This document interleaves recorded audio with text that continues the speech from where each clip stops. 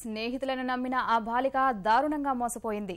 పుట్టినరోజు పేరుతో పిలిచి తోటి విద్యార్థులే అఘాయిత్యానికి ఒడిగట్టారు. సామూహిక అత్యాచారం చేసి దృశ్యాలను చరవాణిలో చిత్రీకరించారు. సామాజిక మాధ్యమాల్లో పెడతామని బెదిరింపులకు పాల్పడ్డారు. బాలిక తల్లిదండ్రుల ఫిర్యాదు మేరకు పోలీసులు రంగంలోకి దిగారు. డిగ్రీ విద్యార్థినిపై తోటి విద్యార్థులే సామూహిక అత్యాచారానికి పాల్పడిన ఘటన ఖమ్మంలో సంచలనం రేపింది. నగరంలోని ప్రైవేట్ కళాశాలలో డిగ్రీ చదువుతున్న 4 విద్యార్థులు ఈ దారుణానికి పాల్పడ్డారు. బాధితురాలు ఆమె తల్లిదండ్రులు పోలీసులను ఆశ్రయించడంతో ఈ ఘటన వెలుగులోకి వచ్చింది.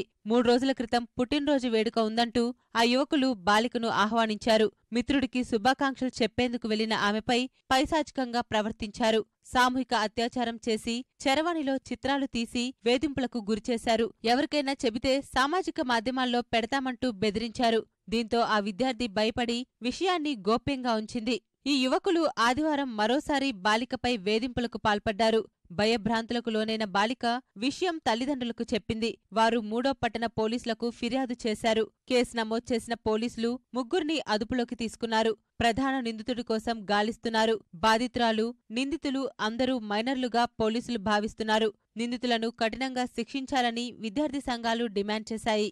జనరేషన్ మారుతున్న సందర్భంలో ఈరోజు టెక్నాలజీ డెవలప్ అయింది. ఫోన్లు వచ్చిన తర్వాత కూడా ఒకవైపు యువత మొత్తం కూడా చెడుదోవలో పడిపోతున్న పరిస్థితి కనబడతా ఉంది. ఈరోజు తల్లిదండ్రులు కూడా బాధ్యత వహించాల్సిన అవసరం ఉంది. తల్లిదండ్రులు పిల్లలు ఎడిపోతున్నారు ఏంటని చెప్పి వాళ్ళ మీద పర్యవేక్షణ పెంచాల్సిన అవసరం. దీంతో పాటు కళాశాలలో కూడా అక్కడున్న చదువుతున్న విద్యార్థులు ఎటువైపు పోతున్నారని చెప్పేసి కూడా వాళ్ళ మీద నిఘా పెట్టాల్సిన అవసరం ఉంది. మేము ఎస్ఎఫ్ఐగా డిమాండ్ చేస్తా ఉన్నాం. అత్యాచారాన్ని పాల్పడినటువంటి 4 నిందితులను వెంటనే నిర్భయ చట్టం కింద అరెస్ట్ చేయాలి. దోషులను ఎంతటి వారైనా సరే ఖచ్చితంగా వాళ్ళందరినీ శిక్షించేంత వరకు అధికారులు కూడా చర్యలు తీసుకోవాలి. లేకపోతే ప్రజా సంఘాలుగా, విద్యా సంఘాలుగా ఖచ్చితంగా శిక్షించేంత వరకు ఉద్యమం చేస్తామని చెప్పి సందర్భంగా తెలియజేస్తా ఉన్నాం. నిందితులపై సామూహిక అత్యాచారం, పోక్సో సెక్షన్ 6, 376D సెక్షన్ల కింద పోలీసులు కేసులు నమోదు చేశారు.